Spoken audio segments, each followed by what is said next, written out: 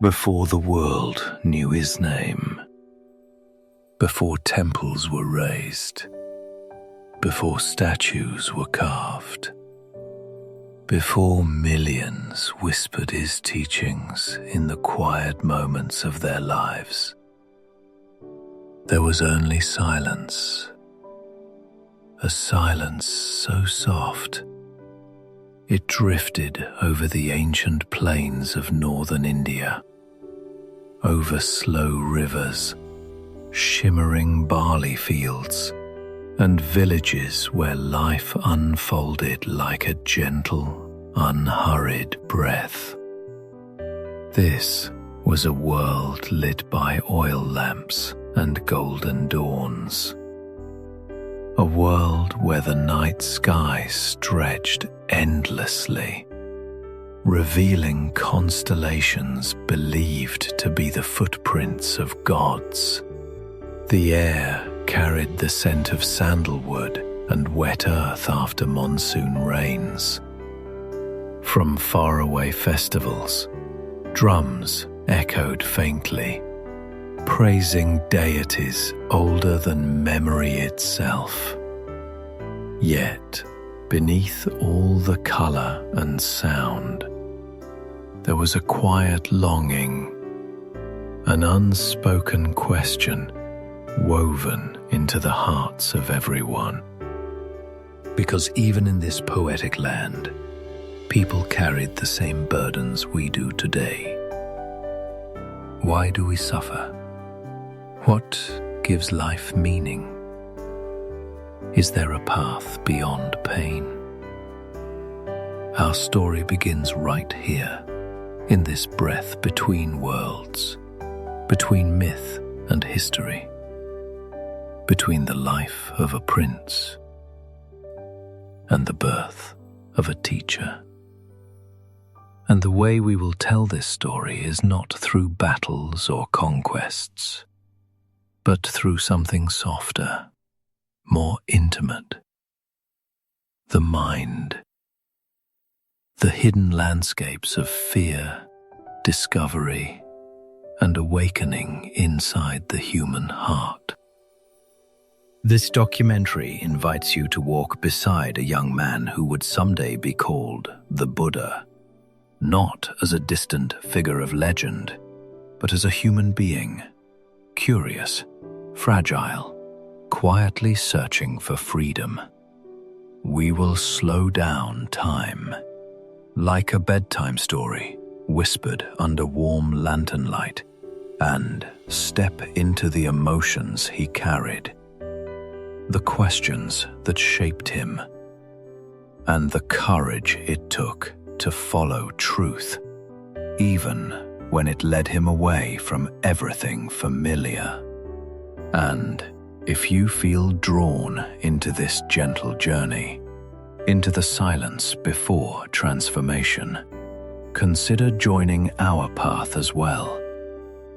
Your support, even a simple subscribe, helps this space continue sharing stories that soothe the mind and illuminate the soul.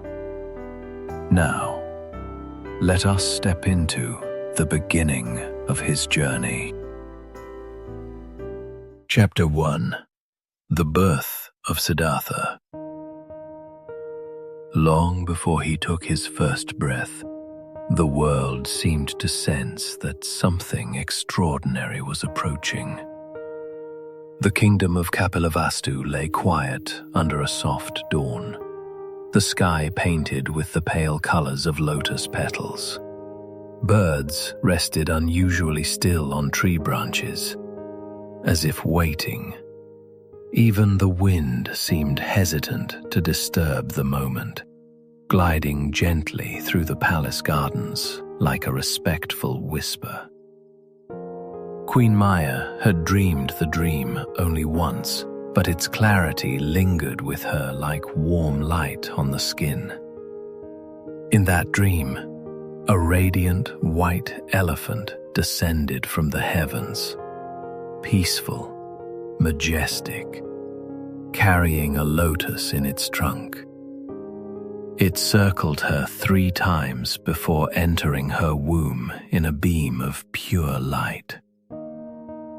When she awoke, her heart felt strangely full, as though touched by something beyond mortal understanding. The court astrologers, invited to interpret the vision, bowed deeply with trembling hands. Their voices were hushed, almost reverent, as they delivered their prophecy.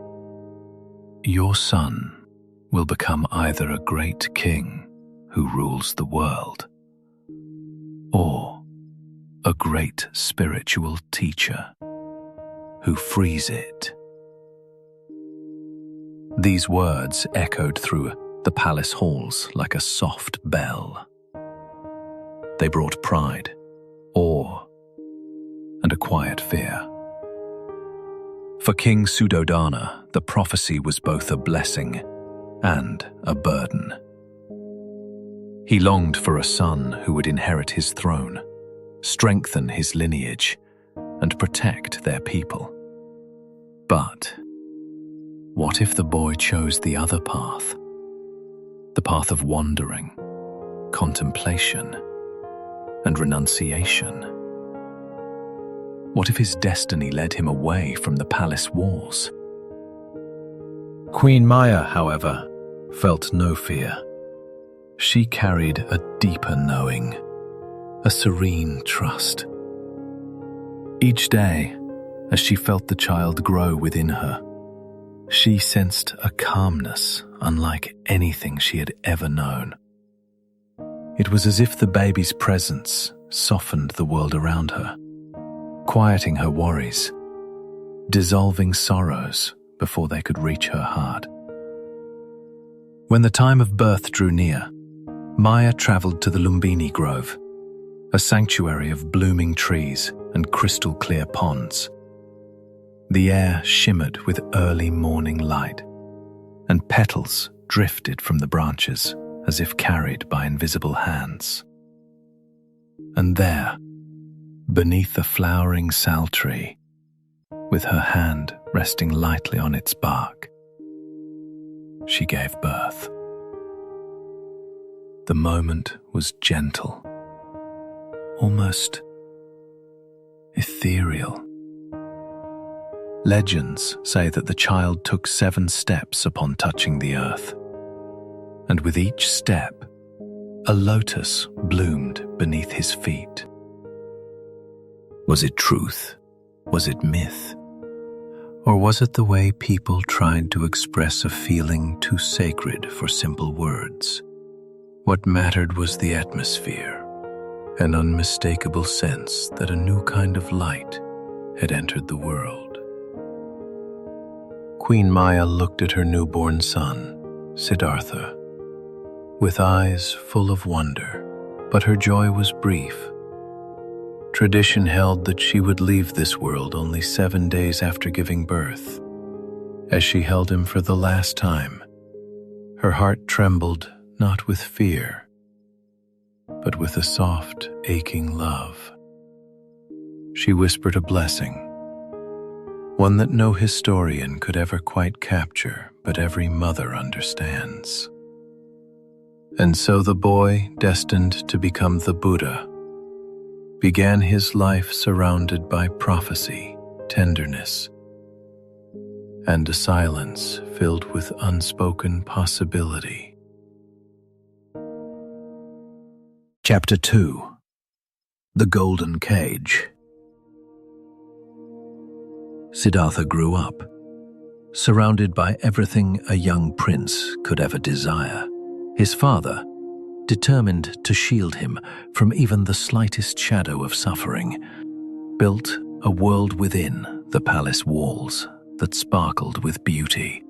Gardens overflowing with jasmine and roses, musicians who played soft melodies from dawn to dusk, servants who attended to every wish before it even formed.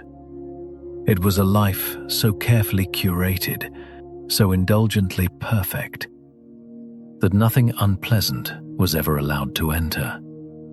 Yet, Perfection, when forced, has a strange way of turning heavy. The palace was vast, but to Siddhartha it often felt like a single room, polished, comfortable, and deeply quiet. Every day followed a predictable rhythm. Lessons in philosophy, archery, government, etiquette, meals full of fragrant dishes. Evenings filled with music, dance, and laughter, orchestrated for him like a script. But beneath all the finery, Siddhartha sensed a stillness that did not soothe him. It smothered him. This was the paradox of his life. Surrounded by abundance, he began to feel an emptiness. That emptiness was subtle, like a faint echo at first, a soft tug in the chest, a question that formed and dissolved before it could take shape. But day by day, the echo grew louder. Those around him did not notice. They saw a handsome, kind-hearted prince whose smile brightened rooms. They admired his strength, his humility, his ability to learn quickly and listen deeply. But no one saw the quiet restlessness blooming inside him. No one sensed the way he lingered near open windows, staring beyond the palace grounds as if something invisible was calling his name. His father believed he was protecting him from pain, from fear, from the cruel realities of the world.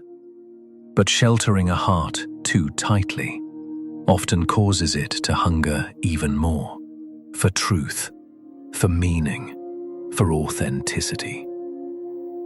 In trying to keep Siddhartha from suffering, the king had unintentionally created another kind of suffering, the suffering of not knowing. At night, when the palace slept, Siddhartha would walk through the moonlit corridors. The marble floors felt cold beneath his feet, grounding him in a way the luxuries could not.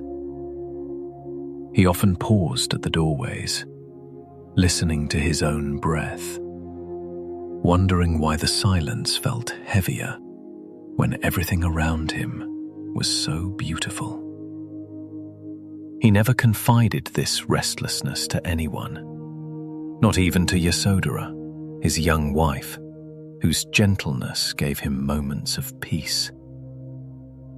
He didn't want to trouble her with questions he could barely understand himself. How could he explain that the laughter at the feasts felt too loud? That the luxurious fabrics felt too soft?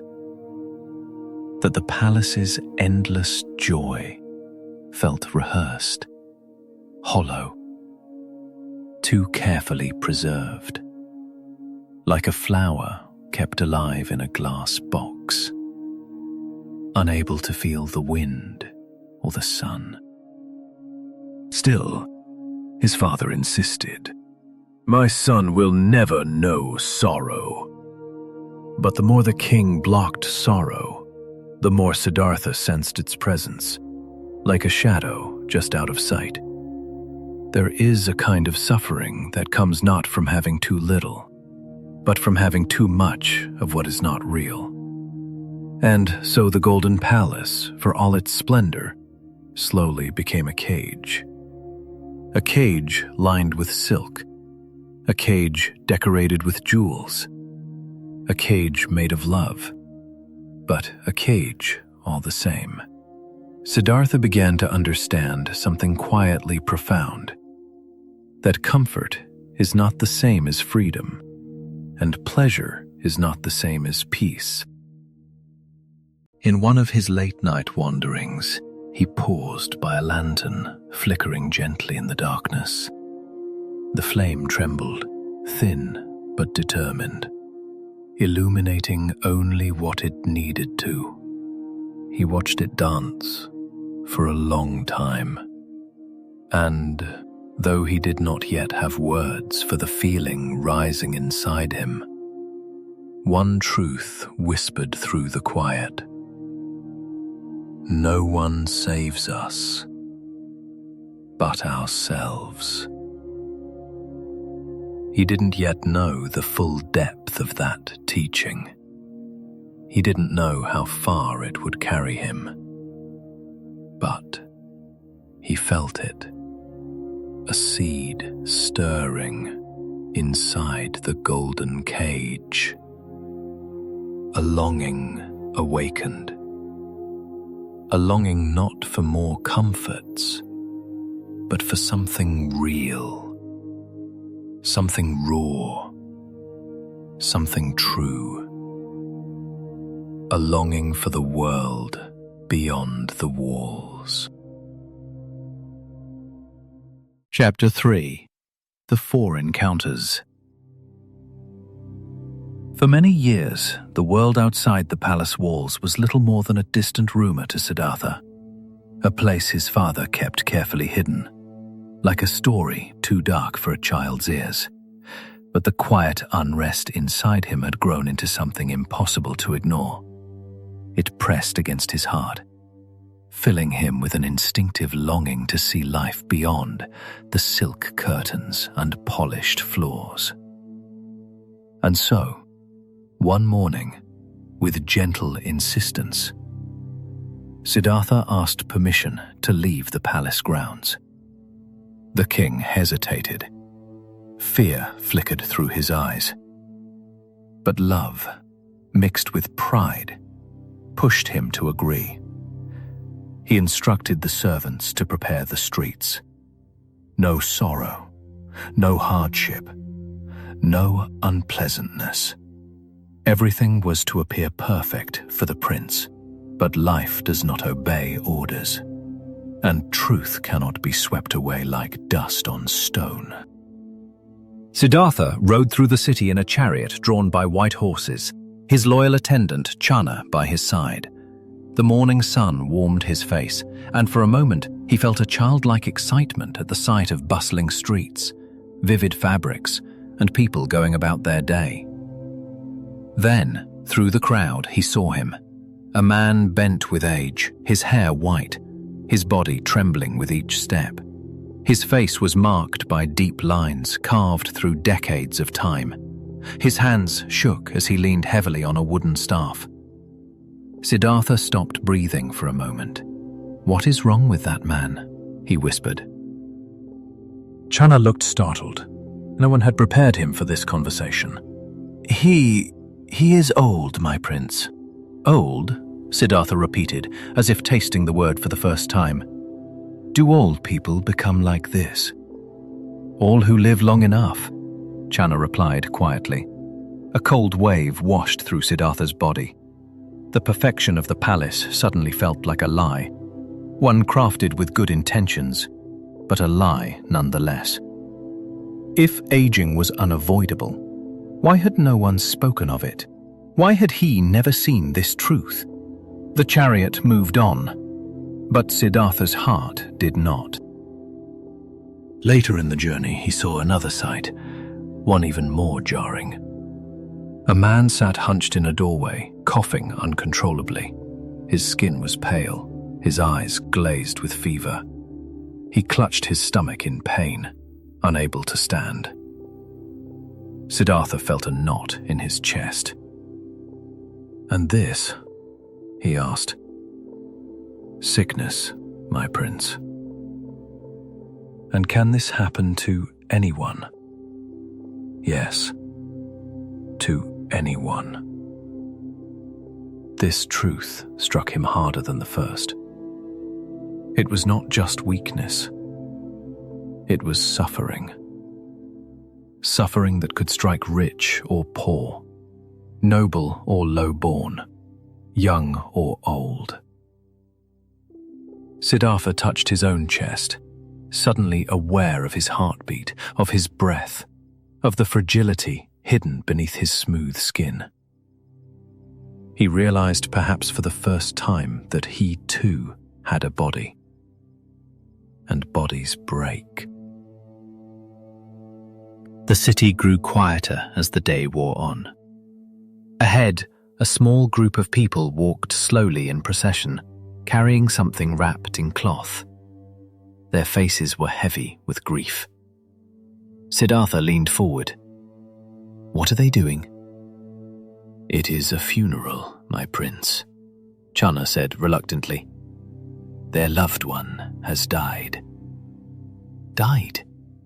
Siddhartha's voice trembled. "What does it mean to die?" "It means the body stops. The breath does not return. It means an end." "And this happens to everyone?" Channa hesitated, then lowered his eyes. "To everyone." Siddhartha felt the ground tilt beneath him. Old age, sickness, and now death. 3 truths, sharp and undeniable, slicing through the illusions he had lived within. He felt betrayed, not by any person, but by the very comfort that had hidden these realities from him. The world suddenly seemed unbearably fragile, and so did he. Just as sorrow threatened to overwhelm him, Siddhartha saw a 4th figure, quiet, calm, walking barefoot along the road. His robe was simple, his possessions few, yet there was something about him that shone more brightly than the jewels of the palace. Serenity. "Who is that man?" Siddhartha asked. "A monk, my prince. A seeker. Someone who has left behind all worldly life to search for truth, to understand the end of suffering." Siddhartha stared at the monk's peaceful expression. Unlike the others, this sight did not frighten him. It comforted him. Here was a man who had looked directly at the truths of life, aging, sickness, death, and instead of despairing, had chosen a different path, a path of understanding. In that moment, something shifted inside Siddhartha. The restlessness that had simmered for years crystallized into clarity. The palace could hide suffering, but it could not protect him from it. Nor could it answer the questions now burning in his mind. As they returned to the palace gates, Siddhartha whispered to himself, not yet a vow, but a beginning. There must be a way beyond suffering. There must be a truth deeper than fear. The 4 encounters had not merely opened his eyes. They had awakened his destiny. Chapter 4. The Night of Departure. Night had draped itself over the palace like a velvet curtain, soft and heavy.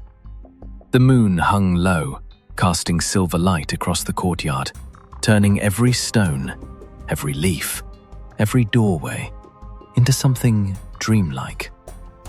It was the kind of night that made the world feel suspended, quiet enough for a heart to speak truths it had long been hiding. Siddhartha stood at the balcony of his chamber, gazing out at the sleeping kingdom. Beyond the palace walls, the world stretched into darkness, vast and full of questions. Inside the walls, everything was familiar, warm, safe, woven with love. But safety, he had learned, was not the same as truth. And tonight, that truth tugged at him more fiercely than ever. The 4 encounters had carved themselves into his memory. The old man's trembling steps, the frail body burning with fever, the cold stillness of death, and the serene monk walking with nothing, yet lacking nothing. These images had haunted his waking hours, appearing suddenly like flashes of lightning behind his eyes.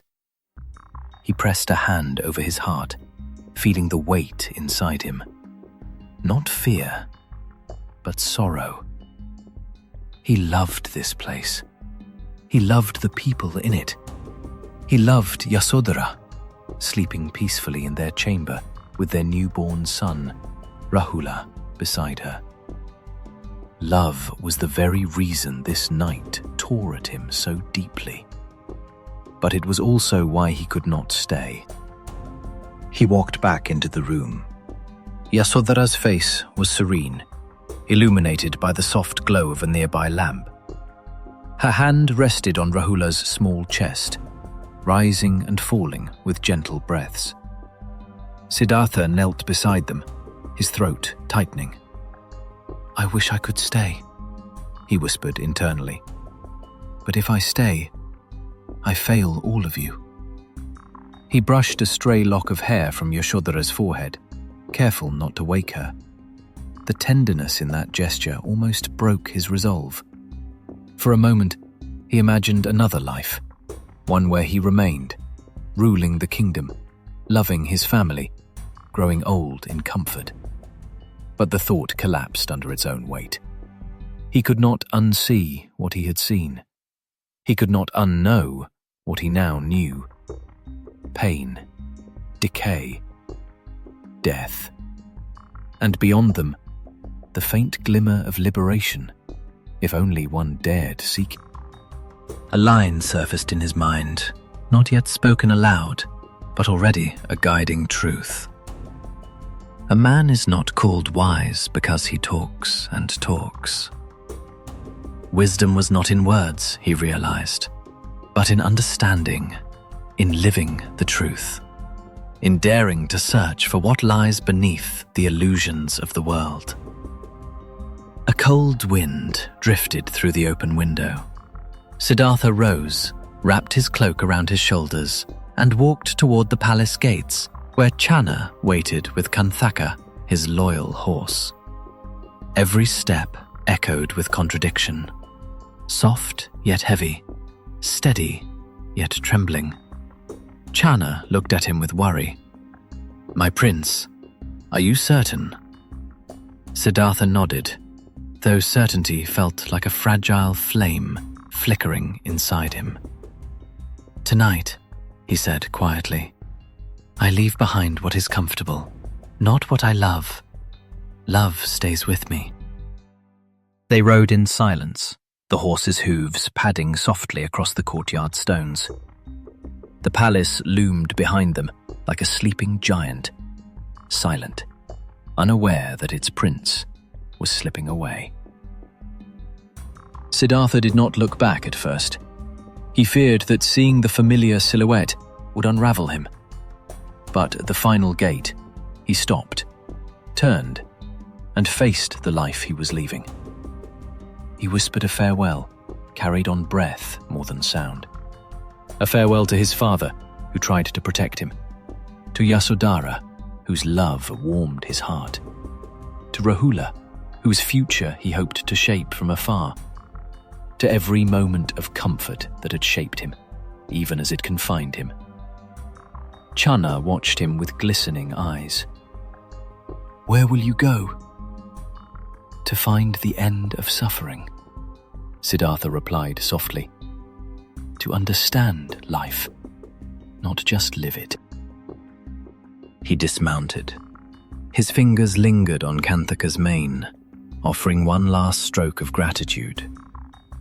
Then he cut his hair with Channa's sword, letting the strands fall like pieces of his old life. He handed back his jewels, his royal ornaments, his final ties to the world he once knew.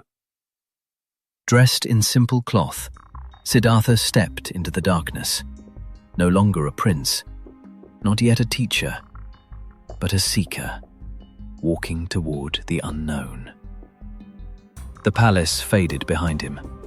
The world opened ahead, and the journey of a lifetime had begun. Chapter 5. 6 Years in the Forest. The forest welcomed him not with comfort, but with honesty. Its silence was raw, its winds sharp, its nights cold enough to seep into bone. But for Siddhartha, this harshness felt like truth, an unfiltered clarity that the palace had never allowed. He walked deeper into the wilderness, guided only by the fire of his question. How does one end suffering? He sought teachers, sages, ascetics, men who had dedicated their lives to unraveling the nature of existence. They recognized something unusual in him, the depth of his gaze, the quiet determination in his breath. He learned quickly, absorbing teachings like dry earth absorbs rain. Soon, he surpassed them, meditating longer, holding his breath deeper, entering trances far beyond what others could reach.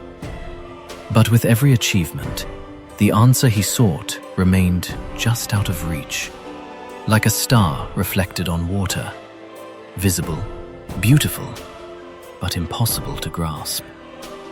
After parting with his teachers, Siddhartha joined a group of ascetics who believed that truth could be forced out of the body by breaking it. They ate little. They slept on thorny mats. They stood under burning sun or freezing winds without flinching. To them, pain was a path. And Siddhartha, desperate to uncover the root of suffering, followed them. He reduced his food to almost nothing, sometimes surviving on a single grain of rice, sometimes on a handful of leaves. His skin clung to his bones. His ribs became visible like the bars of a cage. His eyes sank into their sockets, but his determination glowed with an almost frightening intensity. There were days he could barely stand without collapsing. Nights when his breath trembled, thin as thread. His mind grew foggy, drifting in and out of hallucination. He meditated through hunger so sharp it felt like fire in his veins. He pushed himself further than anyone else dared, believing that if he could conquer the body, he might conquer suffering. His companions admired him. They whispered that he was close, closer than any man had ever been, to ultimate liberation. But Siddhartha sensed something they could not see. Despite all the pain he inflicted on himself, the truth did not appear. Despite all the effort, wisdom did not bloom. Despite all the discipline, suffering still remained, persistent, untouched, unbroken. He had walked into extremity with hope. Now he found himself trapped in it. One afternoon, weakened by starvation, Siddhartha collapsed near the banks of the Neranjara river. He tried to stand, but his legs trembled uncontrollably. The world blurred. The trees bent and twisted in his vision. His heart pounded painfully, heavy, slow, struggling. If I were to die now, he thought, all these years of austerity would mean nothing. The realization pierced him. He had left the palace to understand suffering, not to destroy himself.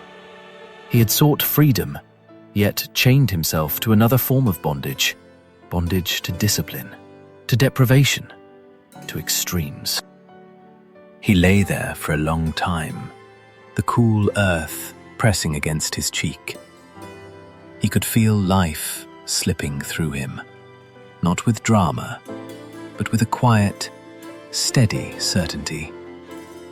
A truth rose inside him, not in words, but in a feeling he had tried to ignore. This is not the way.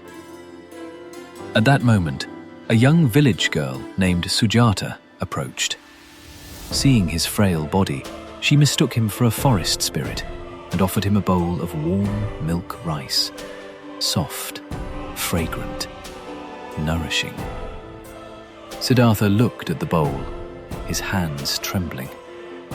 Accepting food felt like failure, like undoing years of effort. But refusing it meant death. He drank. Warmth spread through him like light breaking through storm clouds. Strength returned. Not much, but enough. Enough to think clearly. Enough to question the path he had been walking. His ascetic companions watched from afar. When they saw him eat, they were stunned, then furious. They believed he had abandoned the quest, that he had surrendered to weakness. They left him. Their footsteps faded into the forest. But Siddhartha felt strangely free. He realized then that extremity, whether luxury or deprivation, clouds the mind. One binds with pleasure, the other binds with pain. Both are prisons. And in that quiet, expanded clarity, the middle way revealed itself.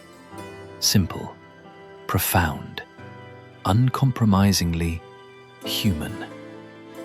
Truth does not live in the extremes. It lives in balance, in awareness free from both indulgence and torment. He sat beneath a fig tree, the Bodhi tree, its roots deep, its branches wide, as if embracing the sky. He closed his eyes. His breath settled, his mind steadied. For the first time in years, he felt aligned, centered, poised. No longer the prince in the golden cage, no longer the ascetic destroying himself in the forest, but something new. A seeker who understood that wisdom grows not from war against the body, but from harmony with it. The path of moderation, the middle way, was no longer an idea. It was his compass, and it would lead him into the deepest night of his life and toward awakening. Chapter 6. The Bodhi Tree. The night was quiet, so quiet that even the breeze dared not breathe too loudly. Under the vast sky of northern India, where the stars hung like silver lanterns over the world, Siddhartha sat beneath the great Bodhi tree.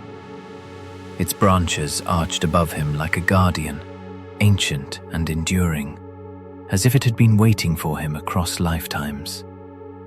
The ground was cool, the air tinged with the scent of damp earth and night blossoms. This night would be unlike any other. This night would change the fate of humanity. But in the stillness, Siddhartha was not yet the Buddha. He was simply a seeker, tired, tender, trembling with the weight of human suffering, and filled with an unwavering resolve. Siddhartha crossed his legs, placed his hands gently on his lap, and settled his breath. For the first time in years, he did not chase enlightenment through pain, nor through deprivation, nor through the punishing extremes of asceticism. He was choosing balance. He was choosing compassion. He was choosing the middle way. The forest around him seemed to sense his decision. Crickets softened their songs. The wind hushed itself into a whisper. Even the moon lingered between clouds, as though watching closely. Peace comes from within, Siddhartha once reflected. And now he finally allowed himself to search there. Not through force, not through denial, but through acceptance. He inhaled softly. The world inhaled with him. Memories blossomed behind his closed eyelids, soft, intimate, almost painful in their clarity. His childhood laughter in the palace gardens, his mother's gentle face before she passed. His wife, Yasodhara, smiling beneath warm lantern light. His son, Rahula, barely a newborn when he left home.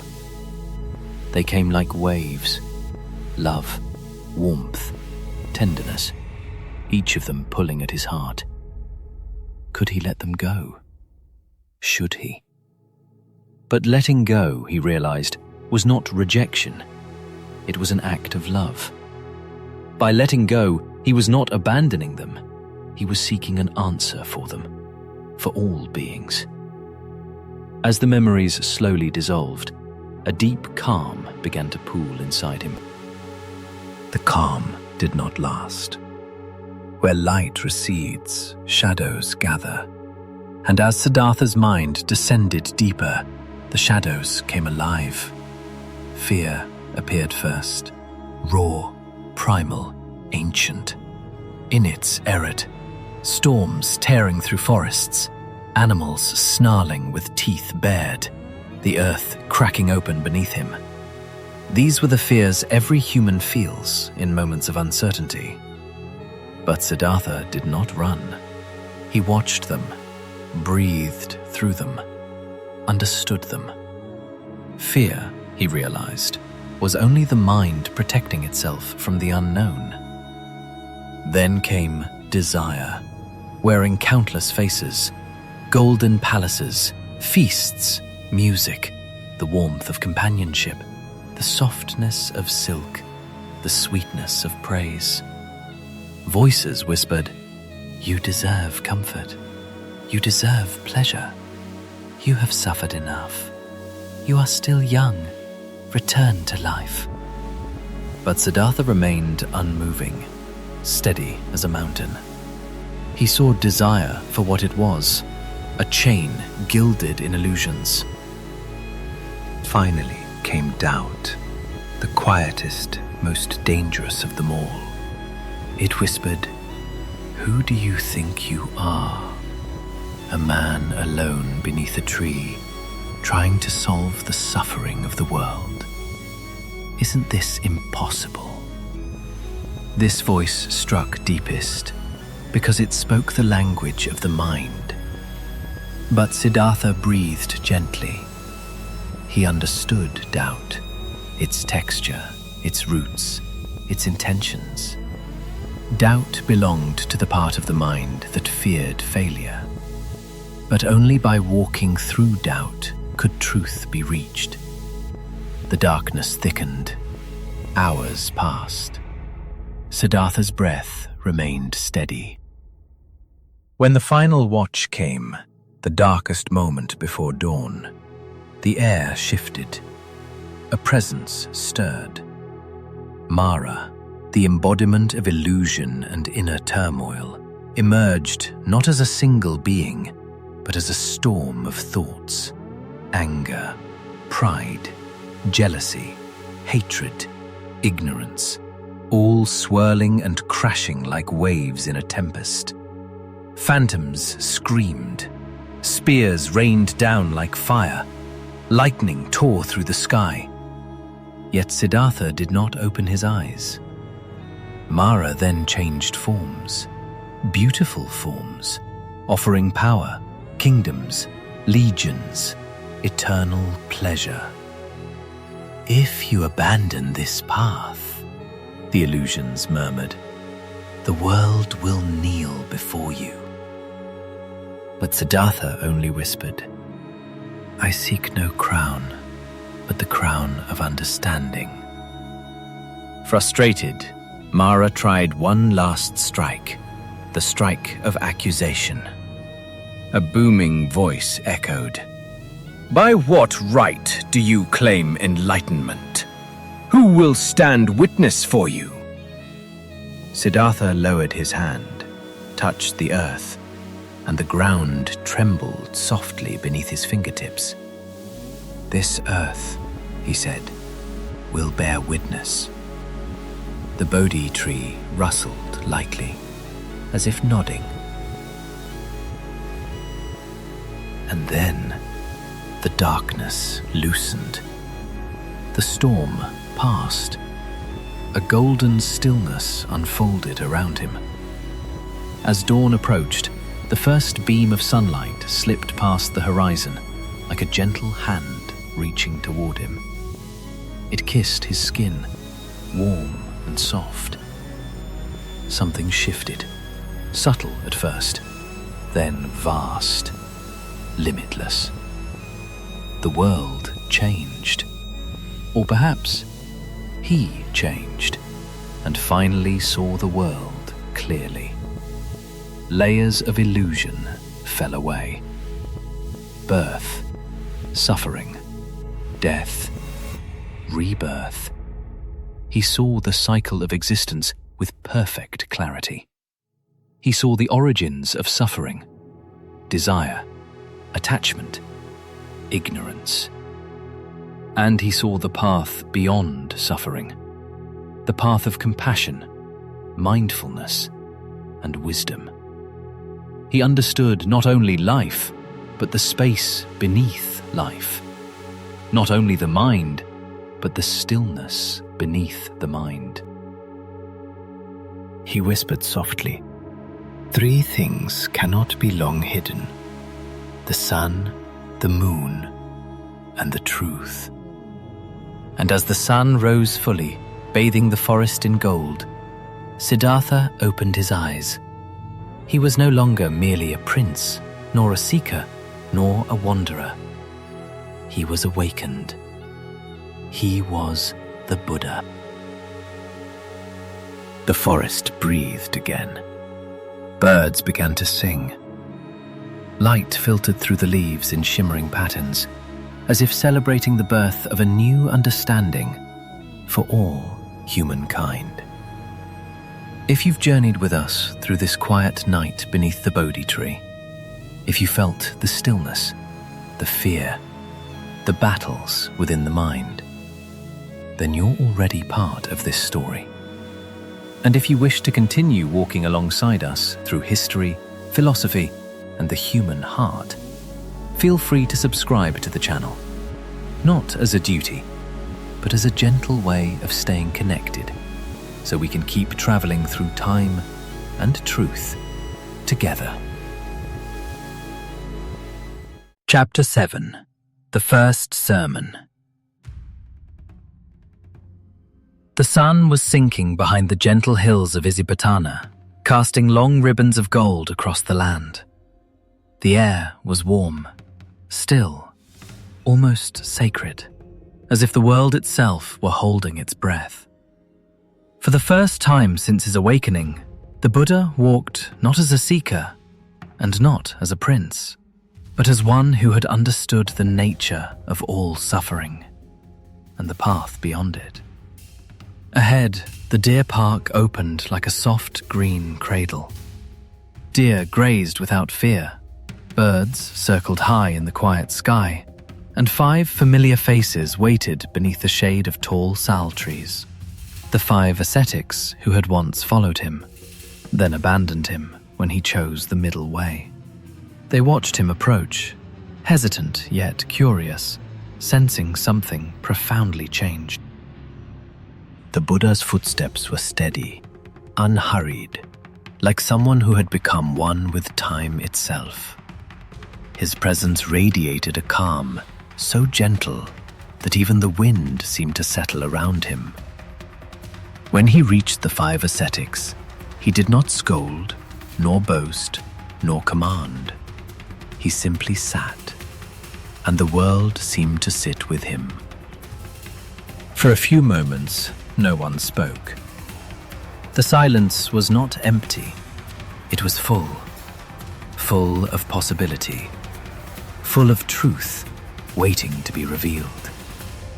Finally, the Buddha began, his voice soft yet clear, resonating like water rippling across a quiet lake. "What I speak now," he said, is not a theory, not a belief, not a philosophy. It is what I have seen, felt, lived, and understood. The 5 monks leaned closer. Even the deer in the distance seemed to pause.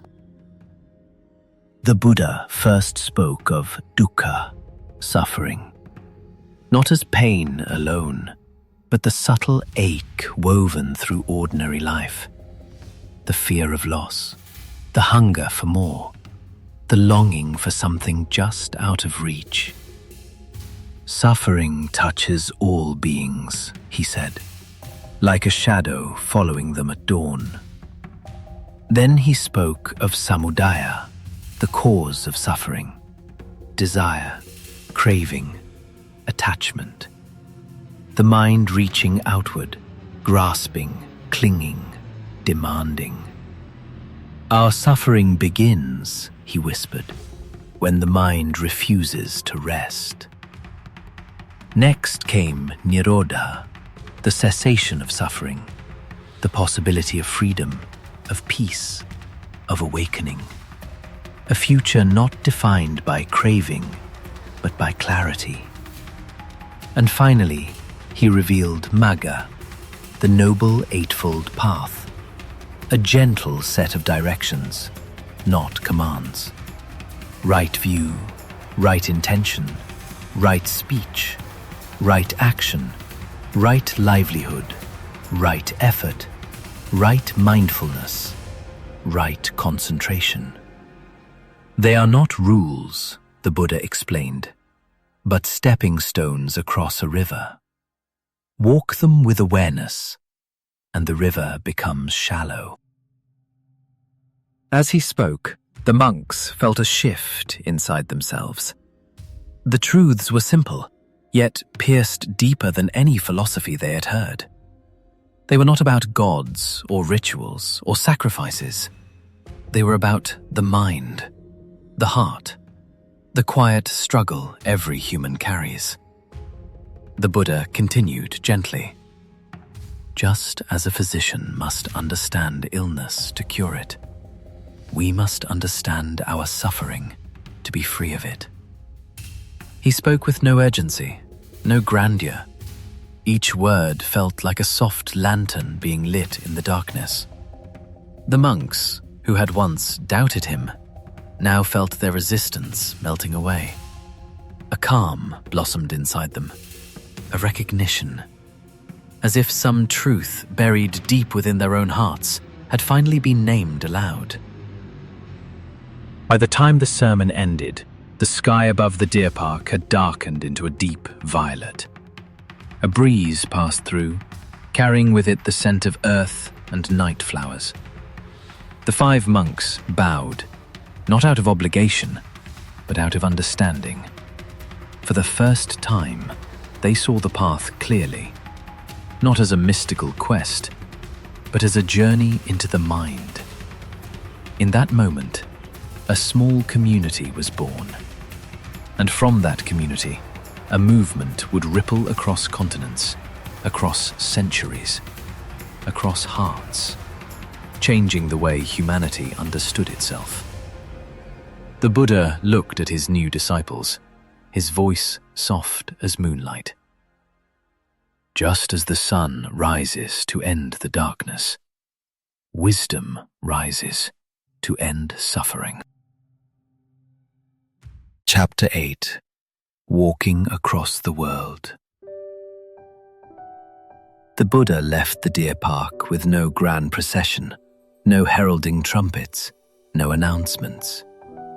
He walked quietly, step by step, through villages and forests, across rivers and hills.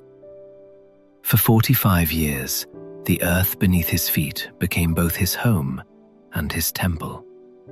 Each path he walked was a classroom, each encounter a lesson, not only for those who listened, but for himself as well.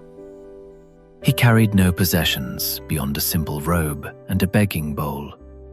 His days were shaped by the rhythm of the world, the rising sun, the songs of birds, the laughter of children, the cries of the suffering. In every village, he paused to speak, not with force or authority, but with the soft power of presence. His words were gentle, yet their weight lingered long after he moved on. Some days were spent beside rivers, teaching fishermen about the fleeting nature of life. Some nights, he slept under trees, listening to the wind, the rustle of leaves, as if they too had a story to tell. Every meeting, no matter how brief, was sacred. A merchant, a laborer, a child, even an animal, they all became witnesses to the subtle truth that suffering exists. But so does compassion. There were moments that seemed insignificant to outsiders, but profound in the light of insight. A child sharing a piece of bread, a woman tending a sick cow, a man offering shelter from rain. These small acts of kindness, the Buddha taught, were reflections of a deeper reality. The simple choices we make ripple outward, touching lives in ways we may never see. "If you light a lamp for somebody," he said once to a weary traveler, "it will also brighten your path." Every gesture of generosity, every word spoken in understanding, illuminated not only another's life, but his own. In teaching, he also learned. In giving, he also received. Each day was both a lesson and a prayer. His journey was not only through geography, but through the human heart. He witnessed joy and sorrow, courage and fear, attachment and letting go. He met kings and beggars, scholars and fools, skeptics and devotees. And in each encounter, he did not judge, nor did he separate himself. Instead, he walked alongside, listening, observing, and guiding with a calm awareness that felt like sunlight passing through the branches of a forest. Soft, warm, illuminating, never forcing. Though decades passed, the path never seemed wearying. The road became a companion, the people he met became mirrors, and the world itself became a living classroom. Step by step, village by village, life by life, he planted seeds of wisdom, of compassion, of understanding that would continue to grow long after his footsteps had faded. The Buddha's journey across the world was not about conquest or fame. It was about presence, about the quiet, unassuming act of showing the way, not by imposing, but by embodying the truth that suffering can be understood, and that kindness and awareness are lights that guide both the giver and the receiver. And so, the wanderer continued, leaving no stone unturned, no heart untouched, walking not only through India, but through the very soul of humanity. Chapter 9. The Last Journey. Years had folded into decades, and Siddhartha's body, once strong and radiant, had begun to weaken. His steps grew slower, his breaths longer. Yet his mind remained luminous, clear as the morning sky. The years of wandering, teaching, and meditating had left their mark on the flesh, but the spirit, the light within him, shone brighter than ever. He continued to move through the villages and forests, though now with the grace of one who no longer clung to life. His presence was gentle, soft, yet every word, every gesture carried the weight of wisdom earned through decades of observation, compassion, and inner struggle. People came to see him not out of duty, but drawn by the calm certainty that seemed to emanate from his very being. Siddhartha's mind was free from attachment, free from fear. He had seen the impermanence of all things: wealth, power, youth, even life itself. And in this understanding, he had found liberation. He walked not with sadness for what would fade, but with gratitude for all that had been, for teachers, for companions, for the countless hearts he had touched. At each stop, he reminded his followers of the essential truths he had lived and taught: compassion, mindfulness, and the middle way. Yet in his final days, his message took on a tender simplicity, distilled into the essence of love and letting go. Life, he explained, is a river. It flows, it changes, it cannot be held. And when one finally releases the fear of its end, the river becomes not something to dread, but something to embrace. He spoke softly to those gathered, his eyes calm and steady. Be a lamp unto yourselves. Seek understanding. Love without clinging. Walk your own path, and let the truth shine within. Though his body was frail, his presence was commanding. Every breath seemed deliberate, every word deliberate, each moment a lesson in serenity and acceptance. And as he lay down beneath the soft shade of a grove, surrounded by disciples who had shared decades of his journey, Siddhartha's final teaching was not in grand words, but in the quiet example of surrender, peace, and unwavering love. As the sun dipped behind the horizon, he closed his eyes one last time. His body would return to the earth, but the light he had kindled, the light of understanding, of compassion, of freedom, would continue to shine in the hearts of those who had walked with him, and in those who would continue to walk in his footsteps. The teacher departed, yet the message endured: that life is fleeting, love is infinite, and peace comes from a mind free from fear. Chapter 10. The Eternal Light. Long after Siddhartha left the world of the living, his presence remained, not in stone or gold, not in distant temples or ornate statues, but in the quiet spaces of the heart. The light he kindled continues to flicker gently through the centuries, across lands and languages, through the lives of countless souls who have glimpsed even a fraction of his truth. Why does this light endure? Perhaps because it is not tied to power or possession. It is subtle, patient, and unassuming. It lives in compassion shown quietly, in understanding shared without judgment, in moments of mindfulness where the mind is free and open. It is a light that does not impose, but invites. It does not demand attention, but quietly illuminates the path for anyone who chooses to follow. Every story of awakening, every act of kindness, every step along the middle way is a reflection of that enduring light. His teachings: peace comes from within. 3 things cannot be long hidden: the sun, the moon, and the truth, are more than words. They are gentle ripples that continue to reach hearts far beyond the rivers and forests of ancient India. They remind us that though life is impermanent, wisdom, love, and awareness are infinite.